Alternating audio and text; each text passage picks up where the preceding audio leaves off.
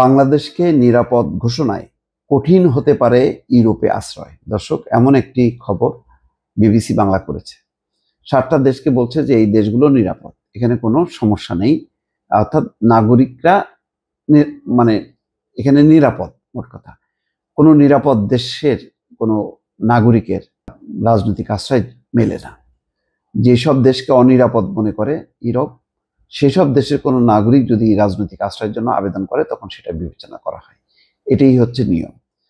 এখন বাংলাদেশের অবস্থা কিন্তু একটা প্রতিকূল অবস্থা চলে গেল। যারা রাজনৈতিক আশ্রয় চাইবে, ইউরোপীয় ইউনিয়ন 7টি দেশকে নিরাপদ হিসেবে চিহ্নিত করেছে, যার মাঝে বাংলাদেশের নামও আছে। বাংলাদেশ ছাড়াও 6টি দেশের মধ্যে রয়েছে কসোভো, কলম্বিয়া, মিশর, ভারত, মরক্কো এবং তিউনিসিয়া। উদ্দেশ্য হিসেবে বলা হচ্ছে এসব দেশ থেকে যাতে ইউরোপে আশ্রয় প্রার্থীদের আবেদন দ্রুত নিষ্পত্তি করা হয়। নিষ্পত্তি মানে যাতে বাতিল করা হয়। ইউরোপীয় কমিশনের দিক থেকে বলা হচ্ছে গত বছর সিদ্ধান্ত নেওয়া অভিবাসন এবং আশ্রয় চুক্তির কিছু দিকের বাস্তবায়ন দ্রুত গতিতে করার প্রস্তাব করা হচ্ছে, যা 2026 সালের জুন মাস থেকে কার্যকর হওয়ার কথা ছিল।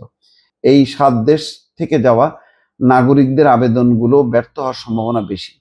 এমন ধারণা থেকেই তাদের আবেদন 3 মাসের মধ্যে দ্রুত নিষ্পত্তি করা হবে। ইউরোপ সহ বিশ্বের অনেক দেশে অভিবাসন প্রত্যাশীরা নিরাপত্তার কারণ দেখিয়ে আশ্রয় প্রার্থনা করে, যদিও এর মাঝে বড় একটা অংশের আবেদন নাকচ হয়ে যায়। এখন সেই বিষয়টি আরো দ্রুত গতিতে হবে এবং আবেদন নাকচ হলে তাদের দেশে ফেরত পাঠানো হবে।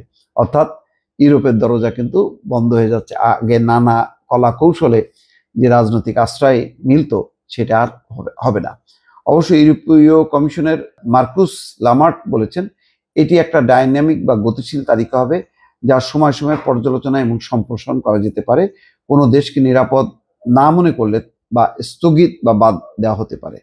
কেন এই সিদ্ধান্ত? 2015-16 সালে ইউরোপীয় দেশগুলোতে বিপুল সংখ্যক অভিবাসী প্রবেশের পর থেকে আশ্রয় নীতি সংস্কার করার চেষ্টা চলছে।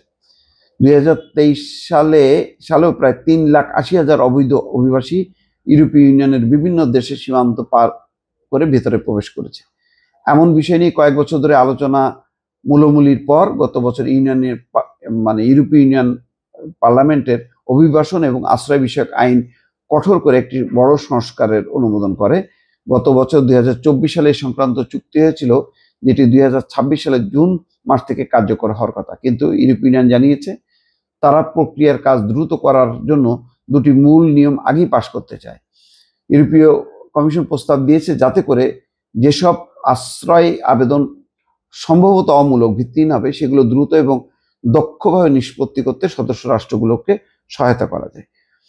যাই হোক, মোট কথা যদি এই দেশগুলিকে নিরাপদ ঘোষণা করছে, সেই সব দেশের আবেদন যদি কেউ করে, তাহলে এটা 3 মাসের মধ্যে নিষ্পত্তি করে শেষ করে ফেলা, অর্থাৎ তাদেরকে নাকচ করা এবং 3 মাসের মধ্যে তাকে দেশে ফেরত যেতে হবে। এটা হলো মূল কথা। অর্থাৎ বিপুল সংখ্যক যে অবৈধ অভিবাসীর চাপটা, সেই চাপটা মোকাবেলা করার জন্য ইউরোপীয় ইউনিয়ন সম্মিলিতভাবে এই সিদ্ধান্ত নিচ্ছে, যেখানে বাংলাদেশের বহু মানুষ যারা আশ্রয় নিতে চায়, নানাভাবে থেকে যেতে চায়, তাদের জন্য এটা একেবারেই একটা প্রতিকূল পরিস্থিতি তৈরি হলো। দর্শক, ভালো থাকবেন। আল্লাহ হাফিজ।